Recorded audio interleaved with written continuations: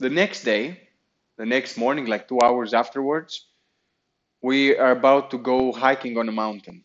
We all gather and we see a bus coming, and I'm like, okay, we're going by bus. Okay, and we take the buses. This is where I met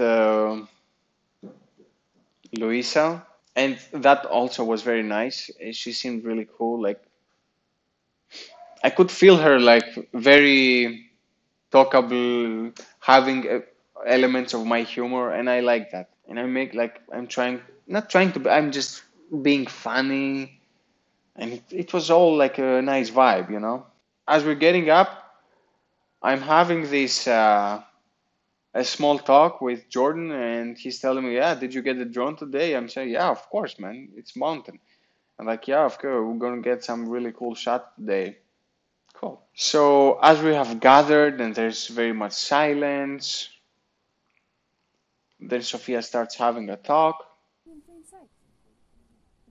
and I'm kind of thinking sometimes at moments that should I get the drone now? Should I get this shot? But it's too quiet, you know, and people here really value quietness, and it's amazing. But at the same time, I have to fly the drone because we're in the mountain and there's cool shots, and I'm here for the drone thing. At some point, after we're having a talk and everything is going on, some people also come to the top of the mountain and they also start talking. So this great silence has been broken. And I'm saying, okay, now it's a good chance that, okay, we have the people there that they're making the noise and they have no responsibility to be quiet for us. So now it's my excuse. I have them as an excuse to fly now the drone, like, oh, they are talking, so there's no silence. So this is a good chance. So I'm getting up the drone and I see the discomfort happening. And I'm having a problem with the drone at this point that it cannot go further. It can only go 30 meters. It doesn't find any signal because we're in the top of the mountain, which is kind of weird because we should have had more signal at this point since we are so high. So the GPS satellite would have it easier. Anyway, I fly the drone for 30 seconds. I'm trying to make some circles. It's not responding. I'm kind of panicking. What is going to fall on these people's head? And at some point, Joanna, a girl, comes and she tells me that, yeah, can you not do this now? Thank you. Which kind of kills you, you know, this kindness. Instead of, like, if she did that, or I don't know, how would it be that she would tell me to stop it without me feeling that I did something wrong? I don't know. But this kindness, you know, this formal thing that could you please do this? Okay, thank you. Oh, dude.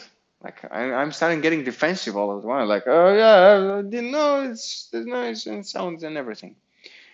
Anyway, so I'm saying, you know what? Okay, I'm collecting the drone, everything cool, blah blah blah. That was the drone story.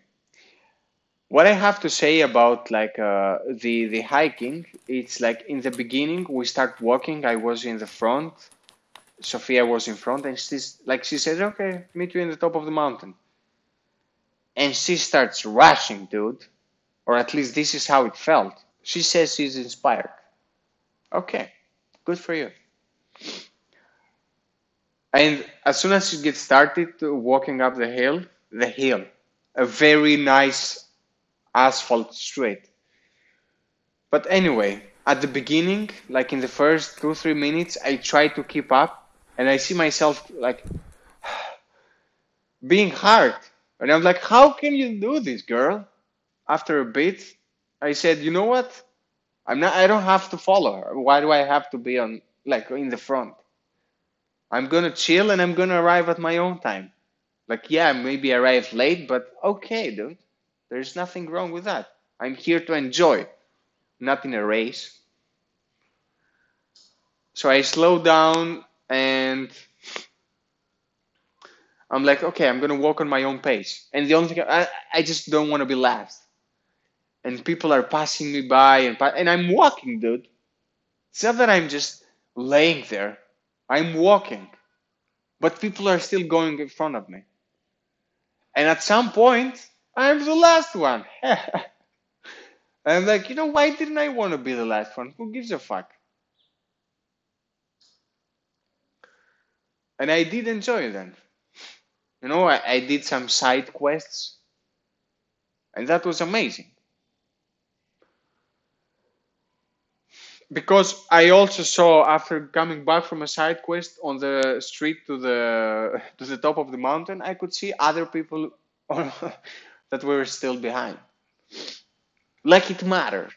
A cool teaching that we had at the mountain was that Sophia said, when we arrived at the mountain, we're at this top. You can see now. You can be aware that there's like a greater top, but you could not see it before. And you're only allowed, or you can only see this next goal now, once you have arrived at this goal. And the thing is, as you're walking and you have arrived at this top, you think, oh, maybe I can just walk a bit more and go to the other top. But you don't really know when the other top is coming. Like maybe there's a street that doesn't arrive there ever. Here? They went down there. How easy it is. Even if you reach the top. One wrong turn. You've never reached the top.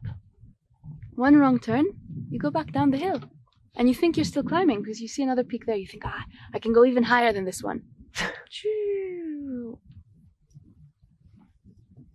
The mountain's designed for us to use it as a message. So maybe you should just stay here and chill and enjoy a bit. And I love that, dude. That saying that there's always going to be a bit like another top.